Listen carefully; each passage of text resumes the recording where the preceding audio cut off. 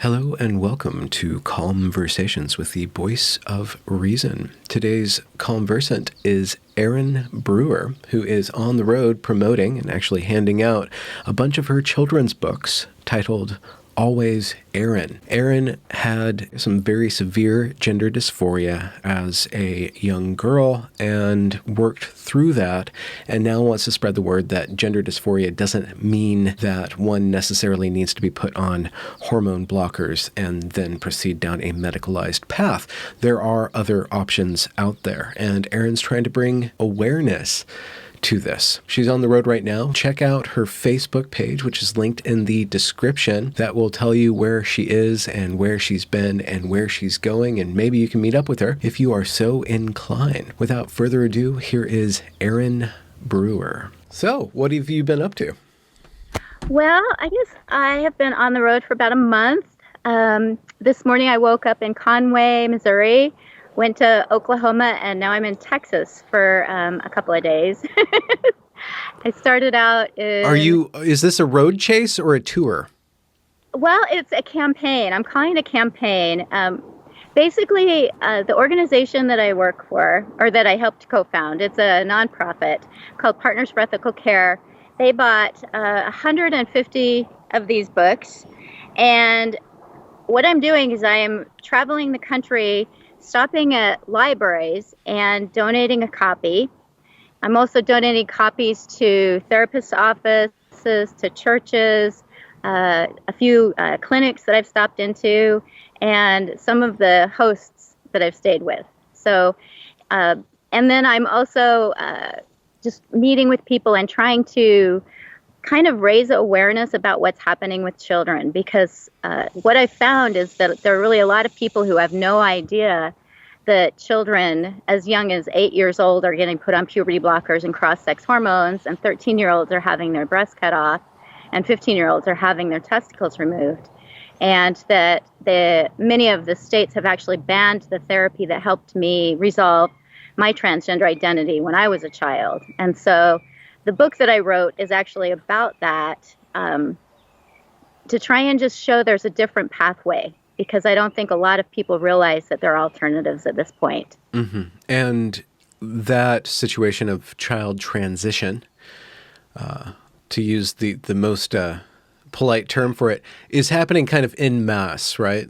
It's happening way more often than ever. Well, what's happened is that the treatment that actually has been proven effective has been banned in so many places, and that's actually talk therapy, which is what helped me when I was a kid. A supportive home environment, supportive teachers, and talk therapy. And activists have banned that therapy under the auspice of conversion therapy, which is just really disingenuous, because conversion therapy is something that, most people envision maybe electroshock therapy or praying the gay away, some really invasive things, even maybe reparative rape, as being conversion therapy. But the activists have sort of put gender identity and talk therapy under that umbrella. So when they're making these laws to ban conversion therapy, they're banning the actual treatment that is most effective for gender dysphoria.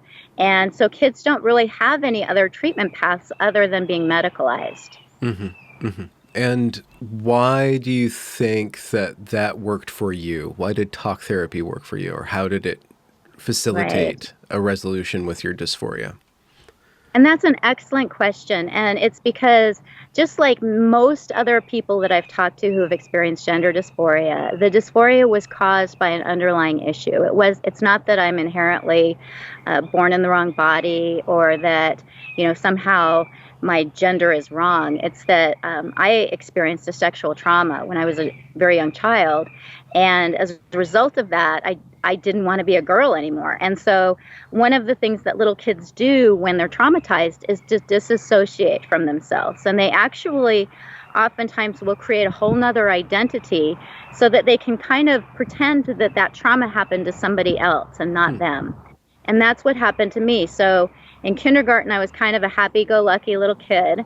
And then first grade came around, and I was aggressive. I was insisting that my name was Timothy. I was, physically, fighting, trying to, almost acting more like a boy than the other boys to sort of show I'm actually a boy. I wanted to go into the boys' bathrooms. I wanted to be called Timothy. And my first grade teacher was so concerned that she called in the school psychologist to do an assessment. And I'm really thankful for that, because if they had just affirmed me and said, okay, you're a boy, we'll go ahead and treat you like a boy, then all that self-shame that I had as a result of the sexual assault, all of that need to disassociate from myself and create a new identity would have been reinforced. Instead, I got help, and I was able to slowly accept that I am a woman, or I would be a woman, that I'm a girl, that I was a girl and I would grow up to be a woman, and that it wasn't my body's fault that I had been assaulted. And I didn't realize that other people had experienced this until I started to speak out about it. And I've talked to, and you've talked to many detransitioners who experienced some kind of trauma in their life that kind of kicked them into this gender dysphoria. And so the treatment for that is going to be to resolve those underlying feelings, not to tell them they're inherently flawed and that the only way to treat it is to damage their body.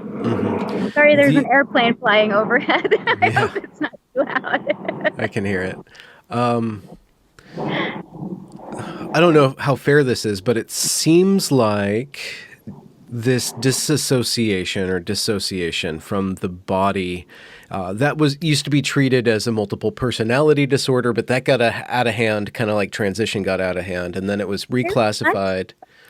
It was reclassified as dissociative disorder or something like that. But now there's an approved dissociation across gender lines. That is the approved official. You can dissociate from your body, no questions asked, and we will fast track you into affirmative care. And encourage you. And to me, that's so disturbing, because as someone who suffers from, I was actually diagnosed with the dissociative identity disorder, which I believe is what multiple personality disorder sort of was like you mentioned, I think I'm so glad you said that, because very much like multiple personality disorder became this huge thing, I think, after, there was some press and some movies, and then everybody was being diagnosed with multiple personality disorder. The thing is, when I was working with therapists, they didn't encourage me to disassociate. They encouraged me to integrate. They encouraged me to accept who I am. And they saw that disassociation as a disease, as a disorder, because it wasn't functional. It wasn't helping me to be more successful and productive and accepting of myself. So it's really discouraging to me that we have this whole new approach to basically encourage that disassociation. And we have activists encouraging that disassociation. When we have, teenagers who are uncomfortable with themselves, we have activists now saying, well, that's okay. It's because you were born in the wrong body. Go ahead and transition. And I can't even imagine the devastation to my health that kind of medical transition would have caused. I already have some autoimmune issues as an older person. I can't imagine, if my joints are this bad without having taken Lupron and cross-sex hormones, I can't imagine what kind of shape I'd be in if I'd gone that route. And the fact that kids aren't even given the opportunity to resolve those issues, I feel like it's a medical abuse that's happening. And I feel like these kids, as I talk to detransitioners, I feel like they have been, the initial trauma that caused them to develop the dysphoria in the first place, and then this huge betrayal by teachers and parents and healthcare providers who basically said, we're going to transition you. And they didn't give these kids the opportunity to resolve those underlying issues. So they have this huge betrayal now, as well as damaged bodies. And so part of my campaign is just to bring as much awareness to this as possible, so that we can shift this, because this is not the appropriate medical intervention. There's no evidence to support it as being valid. In fact, most studies show that the dysphoria doesn't resolve, that often what happens is these kids, they get pushed down this path, and they take every medical intervention possible realize it hasn't helped, and then they're a mess because they have damaged their bodies. Often they're financially in debt, they're medicalized for life, and they still haven't dealt with the underlying issues that caused the dysphoria in the first place. Mm-hmm. And so your book is a children's book? It's aimed at children? Yeah, actually it is. And so it's got nice, friendly illustrations for kids. This is the opposite of I Am Jazz, I'm going to assume. Well, exactly. And when somebody first suggested that I write a children's book, I was sort of mortified at the idea because I was like, how on earth can I write a children's book about, a pretty brutal sexual assault that happened to me and the resulting kind of catastrophe that happened to my psyche. But then I thought, if kids are exposed to I Am Jazz, which is a book that tells them that it's possible to be born in the wrong body, then I can certainly write a book about what happened to me in a way that is gentle and honest, and also provides important information for both the students, their teachers, their parents, librarians, healthcare providers, just an alternative narrative to I Am Jazz. And for the most part, I've had really good welcoming when I've gone to libraries. I just walk in, cold call, and introduce myself, tell them what I'm doing, give them a copy of the book, and explain a little bit about the background, and then engage in conversation with them. And other than Laramie, Wyoming, where the librarian came up and she had they, them pronouns written on her, on her lanyard. Other than that, I've had really good conversations, and for the most part, the librarians have been really, really thankful that I've brought this book to them, because they didn't realize that there were alternative ways to handle what's happening. There seems to be a number of very unfortunate kind of cross streams coming on that's negatively impacting children. The children that you're speaking about. We have the activists, the hardcore activists, and then their entire infrastructure. But we also have a cultural climate of, radical LGBT, etc. acceptance, and that's being pushed by a lot of adults as a lifestyle. And it seems, if you look at what is made out of it, it is a belief system, this gender ideology, this gender belief system. It's founded on very specious claims, to say the least. And yet the adherents to this are pretty darn fundamentalist. The core belief system is pretty soggy, and they make up for that with conviction, it seems they're like. fervent. Yeah, and that's something that's really scary to me. One of the things that really concerns me is I actually talked to somebody at a media outlet on my travels who, when I came up to the desk, she said that she was a lesbian who was married to another lesbian, and she was so happy that I was doing this because the lesbian community is being decimated, that any girl who is presenting as a tomboy or a butch lesbian is getting the message that they're actually born in the wrong body and being pushed down this route. And so there's sort of been a slow growing movement among the LGB to separate from the T, because they see that what's happening is damaging them as a community, but also our society by, this preposterous idea that it's possible to be born in the wrong body. The trans agenda really has become, like you said, almost a belief system. To me, it seems like a religious doctrine, and anybody who opposes it, is ostracized and called evil and a bigot and a Nazi. Mm-hmm. And, some of the threats I've gotten, I've been called a Nazi so many times I can't even count it, which is just absurd. Wait, how does that square? What's Nazi-ish about what you're saying? Interesting to me. Sorry, I'm sweating so much. I'm not used to the humidity here. But what's odd is that part of the whole transgender, movement is to accept people's, stories, to their lived experiences, and to celebrate that. But it turns out they only celebrate it if it conforms to their ideology.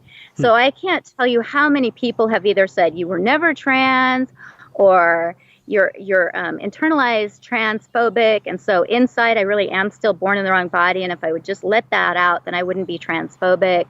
I've been told that, I deserve to die, that I'm killing children, that I'm responsible for the deaths of children. And, everybody who's in Partners for Ethical Care and most of the women that I've talked to who are speaking out about this have just been vilified to a degree it's really unnerving when you have people saying that we deserve to die for our belief system. And especially when at the heart of our belief system is wanting to protect children from being medically damaged. Mm-hmm. So could you speak to us about Partners for Ethical Care, how that came about, what its mission is, and how it is affecting its mission? Sure. It's actually, when I first started speaking out about this, the only people that I was connecting with was conservative Christians. And I started kind of speaking out and then connecting with other people who weren't conservative Christians who were also concerned about this. And we decided that we needed to form a group, something that wasn't Heritage Foundation, that wasn't, Alliance to Defending Freedom, Eagle Forum, all those very conservative organizations that are fighting this. We wanted to form something that, had atheists, that had, people from the LGBT community, that was more of a mainstream group to fight this, so that people would realize that this is not just a Christian conservative issue, that this is an issue that a lot of people are concerned about. They're just afraid to speak out about it because they get vilified. I've talked to doctors and teachers and psychiatrists and therapists and, all kinds of people who say, I totally agree with you, but I'm afraid to even post anything on Facebook. Or I don't want to say anything because my business will be boycotted. Or I can't speak out about this because I will be fired. And so Partners for Ethical Care is trying to be that voice for people. We're collecting stories. We're asking people to submit their experiences so that we can publish them. We have a podcast. We have a webcast that we do. And right now we're actually working on also putting together books that just are kind of compilations of stories from different perspectives, because so many people are silenced on this issue. And I understand why they don't speak out. There's a fair number of parents who are afraid to speak out publicly because they've got kids who are entrenched in this and they don't want to do anything to alienate their relationship further with their child. And so there are all sorts of reasons. So we're really trying to be the voice for people who have been silenced. Mm-hmm.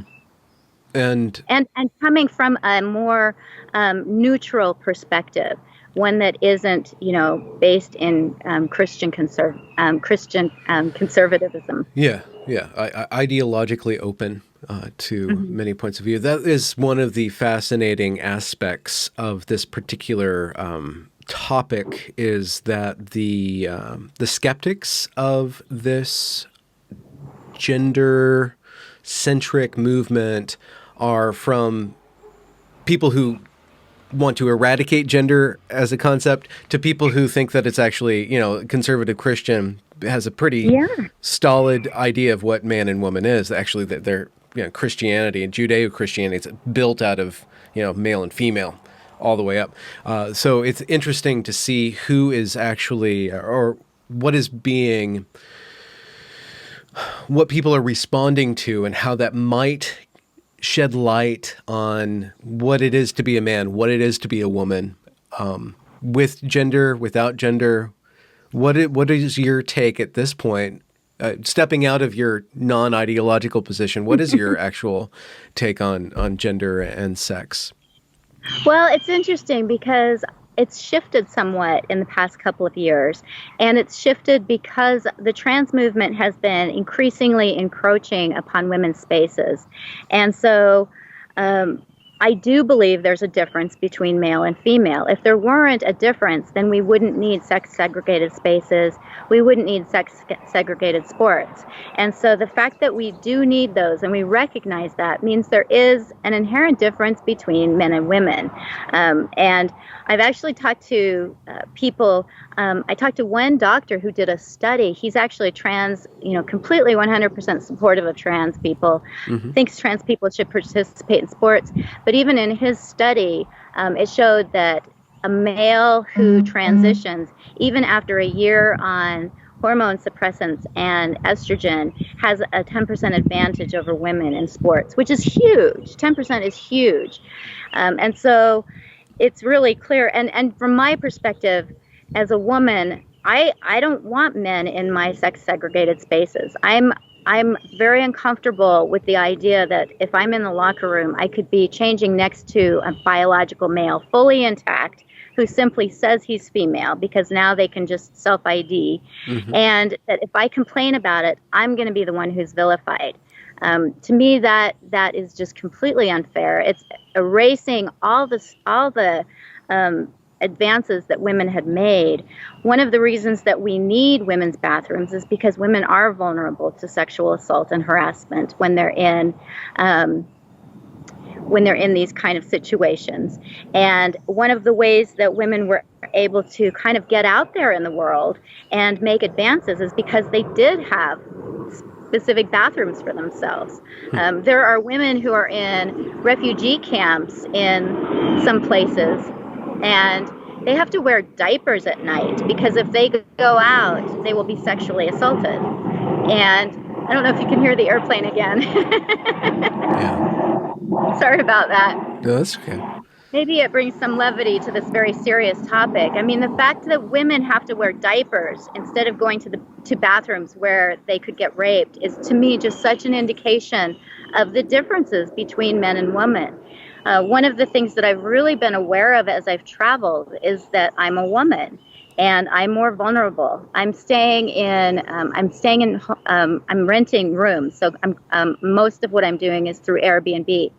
And I'm renting rooms in homes where I'm sharing bathrooms with strangers, where I'm sharing homes with strangers. And I'm acutely aware of the fact that I'm more vulnerable as a woman. And that's just something that women have to be conscientious of. When I'm traveling, I'm very conscious of, where I stop. If I need to make a pit stop, I've actually chosen to, run into the woods rather than going to a bathroom sometimes because I haven't felt comfortable with the environment. Now, if I have to worry about men being in these bathrooms and locker rooms, for me, it means I don't want to go. I don't want to go to these places anymore, which is the reason that women started advocating for sex-based spaces in the first place, is that they needed them to be safe and they needed them to, to be able to go out in the world and be participating. And even if the instances of assault and etc. are rare, it's still important to avoid them. And and what I always say is that if there's a man who self-IDs as a woman and he's ignoring our concerns, basically what he's doing is saying your consent doesn't matter, that makes him a predator. And I've talked to transsexual males who fully present as a female, who go into the men's bathrooms because they understand this concept that the very act of them appropriating women's spaces is predatory. And so even if that particular male isn't going to, actively sexually assault women, the very act of coming into our spaces without our consent is an act of is a predatory act. And so and we also know that predators use situations to their advantage. So if you're a predator and all of a sudden you realize all you have to do is say you're a female to gain access to women's spaces, it's absurd to think that predators will not do that. And so I'm sure that there are, some perfectly, benign trans-identified males who wouldn't sexually assault women. I'm not trying to say that, anybody who presents as a transsexual or a trans-identified male would actually assault women. But it is that act of appropriating our spaces when we're saying no that suggests that they're predatory in nature. And just because some women say yes doesn't take away my consent. So another woman can say, oh, I don't mind if they're in there. But if one woman says no, then that should be enough for them to say, okay, I'm not welcome in there. If they continue to go into those spaces, that's an act of kind of violating our consent. It's a predatory act. And so I feel like really what I would like to see happen is for this movement to work on men. And if men who want to wear dresses and lipstick and makeup are uncomfortable going into men's rooms, then that's something we need to work on to help them feel more comfortable going into men's bathrooms. But to just say, well, it's okay, you come into women's bathrooms, that's not fair or reasonable. So you're traveling across the Americas. What are some of the things you're picking up on beyond just what you're doing?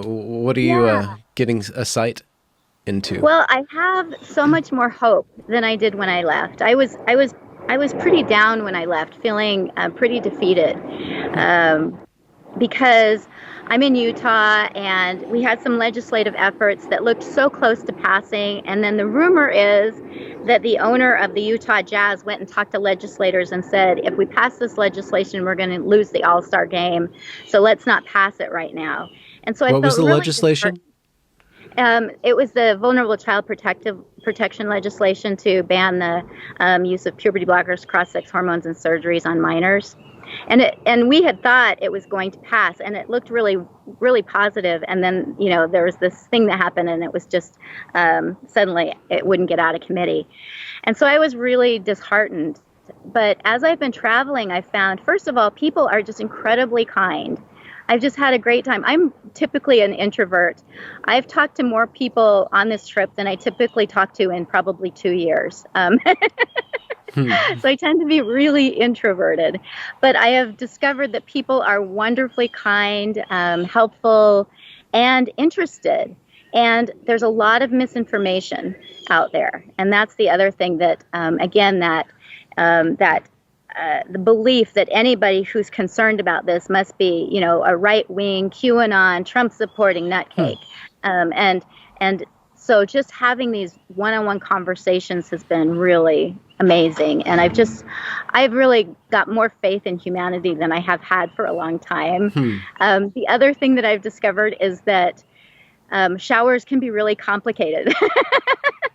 So I'm going into all these different homes, and every shower's different. And so that's been a challenge. I had no idea there were so many different ways to design a shower. So I just noticed my battery's getting low, so I don't know how long we've been going, but well, let's wrap it up then. Where are you? How long are you going to be on the road, and are you sharing your location so people can support you or hook up with you somewhere somehow? Excellent question. So on Facebook, it's called Always Erin, Taking It to the Streets Facebook, where I'm sharing what I'm doing. And I'm going to be in Texas until the 3rd. I'm going to stay here for Jeff Younger's trial. He has a hearing where he believes he might go to jail. His ex-wife's trying to transition his son, and he's trying to fight it. But he broke a gag order and spoke publicly about what's happening. So I'm going to go to that, and then I'm heading over to Mississippi, and then Alabama, and then Louisiana. I know. And then I'm going to slowly make my way back to Utah. So it's going to be about a month before I get home, maybe longer. Wow. I have 100 books that I'm picking up here in Texas. And I want to make sure that I get all of those donated before I end up back on my doorstep. Oh, wow. What a road trip. What a way to celebrate the end of lockdown insofar as we get a break from it. Yeah. And people I've just been overwhelmed with how kind and supportive people have been. Well, excellent, Erin. Well, thank you for joining me, and thanks for doing what you're doing. I'll send people the link that's in the description so they can either hook up with you or support you verbally or however they wish to do so. And keep up the good fight. And one thing I did want to mention is that all of the profits from the book go back into Partners for Ethical Care. Okay. And so some people have accused me of doing this to make money. I'm not making money. This is a self-funded trip, and all profits from the book go back into the Partners for Ethical Care to buy more books to donate to more places. Yeah. There's very little to no money to be made off of any sort of book nowadays. Labor of But love all the way there down. is change that can be made, and Hmm. that's what I'm hoping is that these personal interactions will kind of be that pebble in the lake that will make ripples out and will affect other people. Excellent. And thank you, Benjamin, for talking to me. It's good to see you. Yeah, good to see you too. You look very happy and Yeah, connected. yeah. Yeah, I'm feeling really this, it's when I was sitting at home not doing anything, I felt so impotent and Mm. restrained and like helpless. But now that I'm doing this, I just feel like, okay, this is what we need to do. Everybody needs to get out there and have these conversations. On a variety of topics, actually, on a variety of things. Exactly. So thank you so much. Absolutely. Congratulations for reaching the end of the discussion. If you enjoyed it, do be sure to leave a review or a comment or a thumbs up or whatever you need to do to show that glorious algorithm that this is some good stuff. And do be sure to go and check that back catalog, as it is brimming full of fantastic conversations. Links to provide monetary support are down there in the description as well. Have a good night.